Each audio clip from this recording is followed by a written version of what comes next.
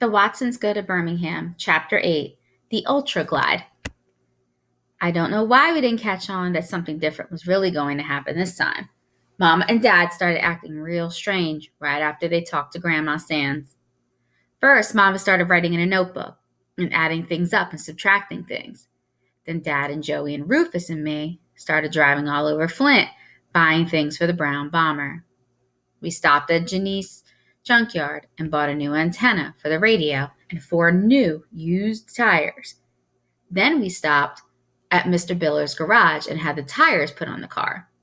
Then we stopped at the Yankee store and bought some spark plugs and some oil and antifreeze. Then we got our next door neighbor, Mr. Johnson, to help put all that stuff in the car. Then we washed and waxed the brown bomber.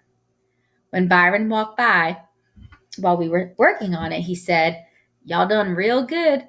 It looks like a turd on wheels. But I gotta admit, now it looks like a polished turd." We ignored him.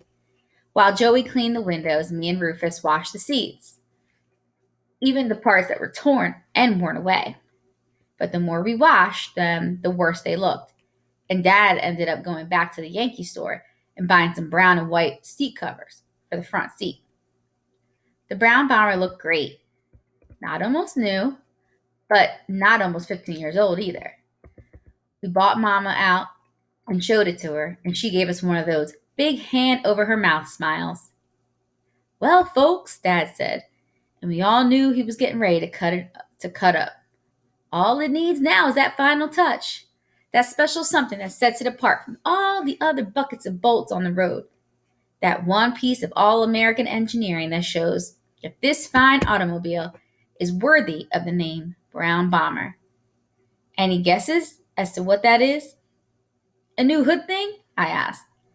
The thing in the middle of the hood was a long chrome rocket that pointed out over the road. The only thing that was wrong with it was that one of the wings of the rocket was broken off. Like with everything else, Dad had a crazy explanation for that. He told us that right after he got the car from Uncle Bud, both wings were there, but that he had taken it to a special garage and had one wing, scientifically and mathematically, taken off. When we asked him why, he told us that way when we came back from a long trip, we'd be coming in on a wing and a prayer. That's the kind of junk Dad thinks is funny. "No," Dad answered my question. "It's not a new hood thing. The one on there now is perfectly fine." "Joey, what's your guess?" "I don't know, Daddy. I don't think anything can make the bomber any better. I think it's perfect." "Bless you, sweetheart. Rufus, your turn. What do you think?" "I don't know, Mr. Watson. I like y'all's car just fine." I knew there was something I liked about that boy. "All right. Walona, what's your guess?" "I don't know either," Mama said, and rolled her eyes. "I think the car is Mama was cutting up too. "Oh my God, I can't say it." "Real cute, Walona." "Well, since Kenneth and Mama have insulted the great brown one, I guess that leaves it up to Rufus and Pumpkin to put the final piece on." Dad handed the keys to Rufus. "Rufus, you open the trunk. And Pumpkin, there's a small bag in there. You have the honor of putting what's inside of it on." Rufus popped the trunk open, and Joey took a small paper bag out. She turned her back to everyone and looked inside. "Oh, Daddy, I love it." "Do you know where it goes?" "Yes, Daddy." "Okay, time's a wasting. Putting it on." She put her hand in the bag and, without pulling it out, said, "And now, the thing that makes this car more perfect." Dad started helping Joey cut up. He said, "The final touch." Joey repeated, "The final touch. The height of technology, the height of technology. The ultimate in American knowledge, the ultimate in American knowledge." Mama couldn't take any more. "For God's sake, Daniel, what is it?" "It's the pinnacle of Western civilization. It's the pinnacle of Western civilization. Now, Joey, dazzle 'em, girl." Joey pulled her hand out of the bag and said, "It's a smelly green pine tree." Mama went, "Ugh," and walked back into the house.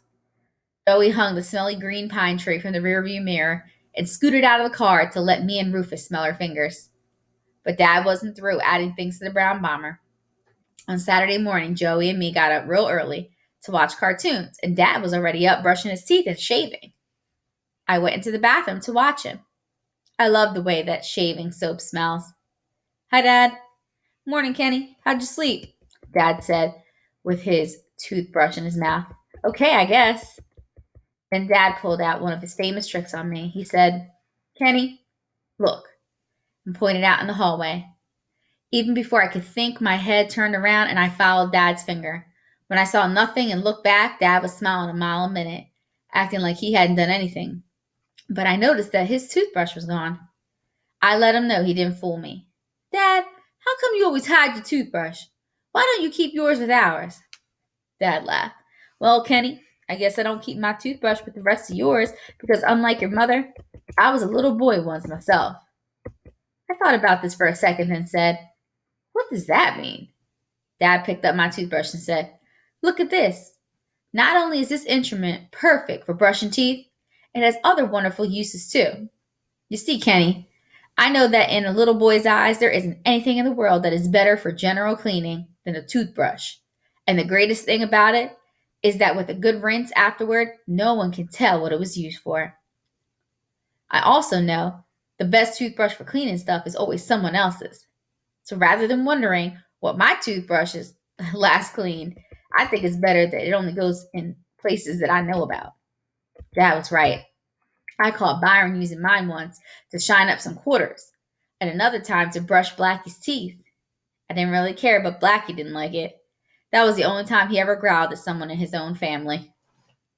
Dad was stirring the soap dish up with his shaving brush, and I got close to the sink to smell the soap. Dad painted his face with the soap, then bent down and rinsed it off. I know it sounds crazy, but he always did this twice. He said it really made your beard super soft. He learned that because he's used to work in a barber shop when he was a little boy. That's where he also learned that if you go to the barber shop, you've got to make sure your neck is real clean. Otherwise, the barber talks about you like a dog after you leave. So, Dad said as he put the second coat of soap on his face, let me guess why you're standing so close. Could it be that you want me to soap your face and hold you up here while you shave it off? It's been a long time since we've done that. Aw, man, I'm way too old for that. Besides, I'm starting to get a real mustache. Look. I stuck my upper lip out for Dad to see. Where? Dad leaned down and looked real hard. I can't see it.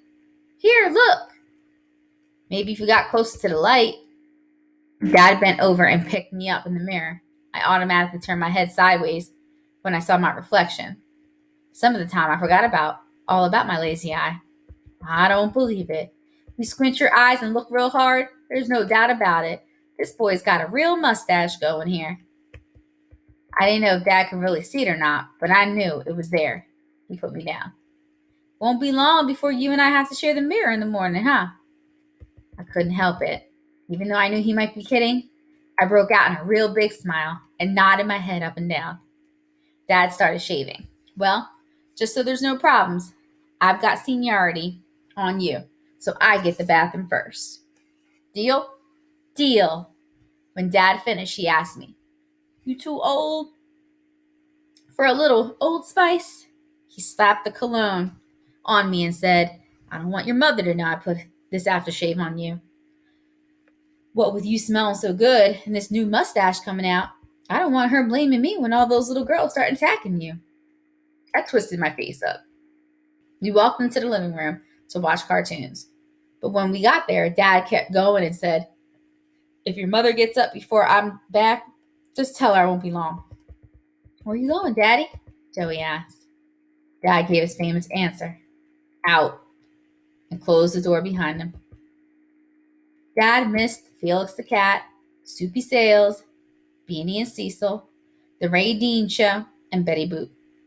He missed Mama getting up and Byron getting up. When he finally got back, we were all sitting on the couch watching the worst cartoon ever made, Clutch Cargo. Dad walked in and turned the TV off. Dad! Sorry, kids. Everybody's got to come outside right now. You too, Daddy-O. And you too, Walona. I've got a surprise. Dad made us stop at the front door and get in a line, one behind the other. Mama first, then Byron, then me, then Joey. Except for bald-headed Bi, we were all laughing and wondering what Dad's surprise was when he opened the door. Following Dad, we walked down the front porch steps and stood on the sidewalk like a little parade. I bet the neighbors wondered what the weird Watsons were doing this time. All right, Dad said. When I say it, I want everybody to close their eyes, and I'm warning you. Anyone who looks before I tell you to is going to get it. My eyes, of course, would be sealed. If a bomb exploded under me, I'd be sitting in the hole with my eyes sealed. Even if my head got blown off, they'd have to say, "Here's that kid's head," and yep, his eyes are locked tight as a safe. Byron said I was stupid for listening to everything that Mom and Daddy said. But if I was so stupid, why was he the one who had a great, big, bald, shiny, knotted up head? Dad said, "Okay, now hold the person in front of you by the shoulders. Well, Lona, you hold on to mine. This is only going to take a minute." He said that last part because Mama rolled her eyes and was real close to stopping everything by turning around and going back in the house. All right, close them. Mama gave him her last straw look and closed her eyes. Then, so did we. Dad shuffled us ahead a little bit, and then we all stopped. It was real hard not to peek. "Okay, keep them shut. I'm not playing." I heard a car door open, heard a loud pop, then heard Byron say, "Aw, man." Me and Joey cracked up. We knew a certain person had peeked and got popped, right smack jab on that bald head. Finally, Dad said, "That's it. Open your eyes. What do you think?" Dad had opened the driver's side of the brown bomber and was standing with one arm pointing the way inside. In the middle of the dashboard, to the right of the steering wheel, something real big was sticking out. Dad had taken one of our giant towels and set it over the thing. Everybody stood there staring. Finally, Mama said, "Daniel, what on earth is that towel doing in there?" "The towel is fine, Walona. Aren't you wondering what's underneath it?" "Yeah, Dad, what is that thing?" I asked. "Well, Kenneth, since you seem to be the only one with any curiosity, I guess you'll be the only one who gets to unveil the bomber's latest edition." I crawled into the front seat and raised the corner of the towel so no one but me could see what was under it. I couldn't believe it. "Dad, it's great!" The rest of them, Byron included, crowded up to the brown bomber's door. Mama had a worried voice. "What have you done to this car now, Daniel? What's under that towel?" I grabbed a corner of the towel. "Ladies and Byron interrupted me when he saw I was going to tease them. He said, "Aw, man, just pull the blank towel off so I can get out of here. I ain't got all day to listen to your mess." He was always in a hurry to get out of someplace, but never had anywhere else to go. "Byron, how many times have I told you about saying ain't? And Kenneth, you stop playing and move that towel this minute," Mom said. I talked real fast before Mama could get any madder. "Ladies and gentlemen, the newest addition to the brown bomber." I whipped the towel aside. "Our very own drive-around record player." Mama went, "Oh my God," and gave Dad a dirty look, then walked back in the house. Joey squealed, "Oh boy." Even cool old Byron forgot how cool he was and screamed out, "Oh man, this is too hip. No one's got one of these. Speedy don't even have one in his Cadillac." Too much, man. Way too much. Joey and Byron climbed into the car on either side of me. We all said it. "Turn it on, Daddy." I knew Dad was kind of disappointed by the way Mama had acted. She really hurt his feelings by walking off like that. Some of the time, I think she forgot how sensitive Daddy was. Even though he acted cheery with us, I knew that it wasn't the same for him now. I knew if Mama had stayed and hadn't gone off mumbling about money, we would have been having a lot more fun. But Dad forgot all about that stuff real quick and got excited about showing off the record player. Dad was like me. He loved putting on a show. Or as Mama said it, we both loved acting the fool. Dad was the best at it, though. I couldn't wait until I was as good as he was. Well, Dad said, leaning down into the car. "I see you have the ultimate in taste. I see you've chosen the top of the line, the cream of the crop, the True Tone AB 700 model, the Ultra Glide." We had to, because right on the front of the record player in big red letters it said TTAB 700 Ultra Glide. As I'm certain you are aware, the problem in the past with this new technology in automotive sound has been road vibrations interfering with an accurate dispersal of the phonic interpretations. "Huh?" Byron said. Dad said, "In other words, I'm sure you know that in the old days, every time you drove over a bump with one of these things, a needle would jump and scratch the record. Me and Joey played along. We know. And as I'm sure such a fine, intelligent looking family as this one, it is Mr. and Mrs. Watson and your son, isn't it? Oh no, Joetta said and pointed at Byron.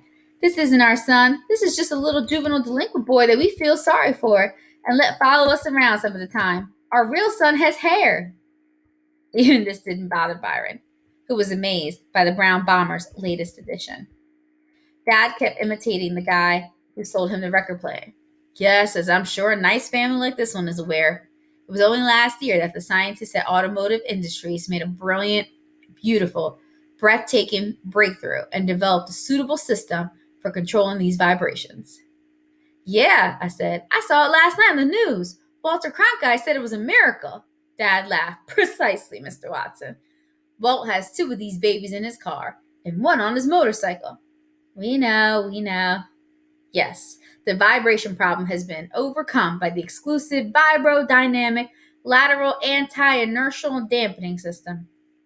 Dad had memorized that word, because right on the arm of the record player it said VDLAI, dampening, patented. Come on, Daddy, turn it on. Stop teasing.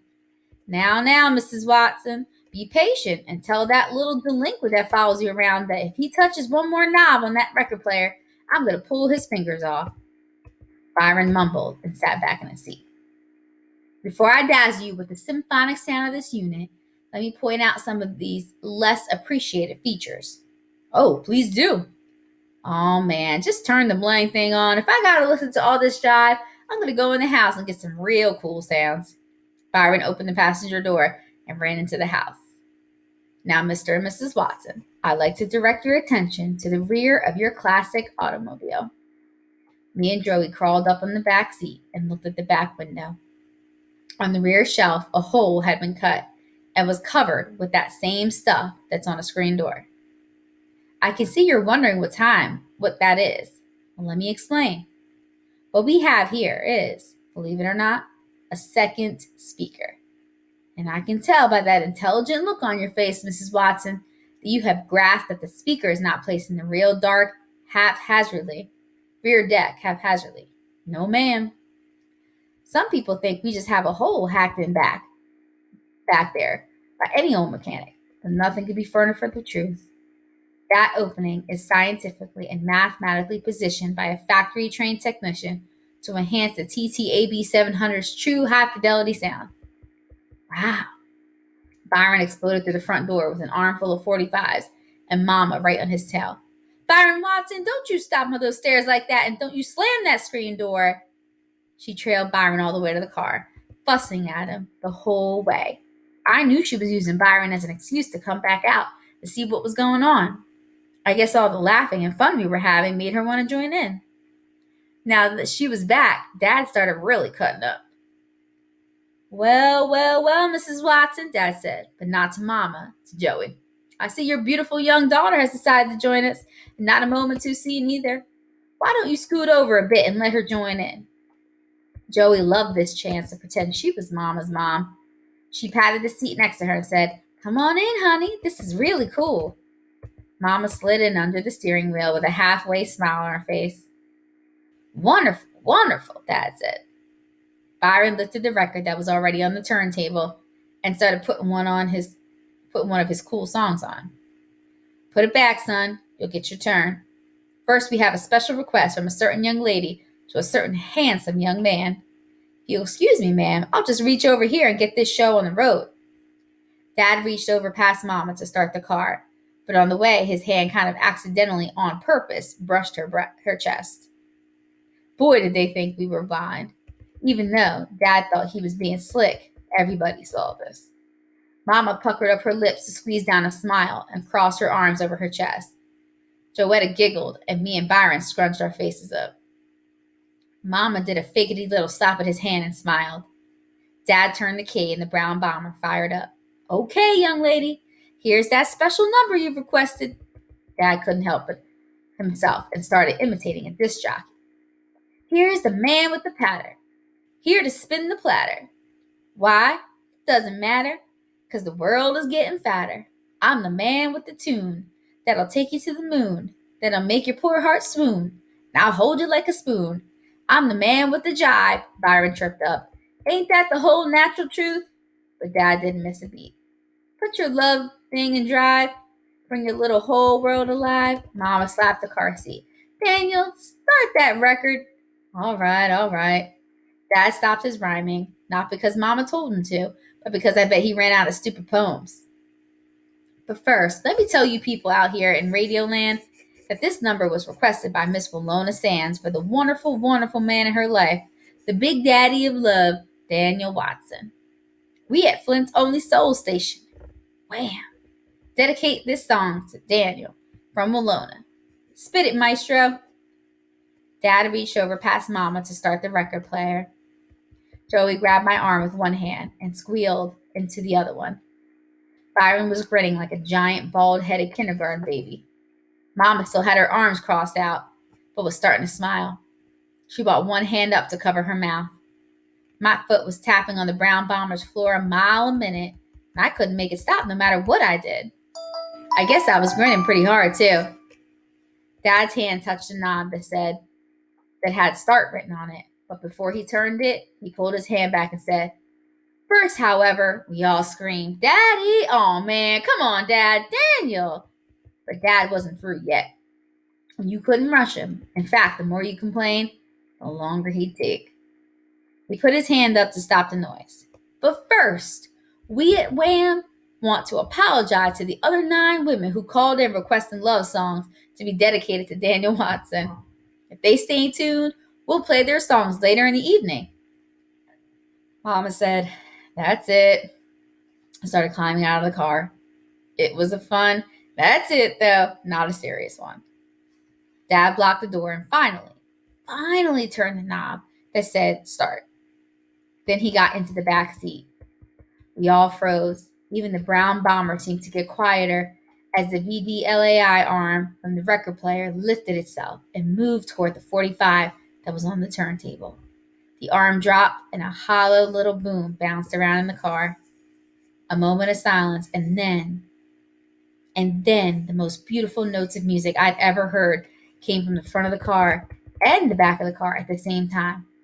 Doom da doom doom doom da doom doom doom da doom doom doom. The notes were so deep and strong it felt like we were sitting inside a giant bass fiddle. Mama screamed and put both of her hands over her mouth. She'd recognized her song after the first couple of notes.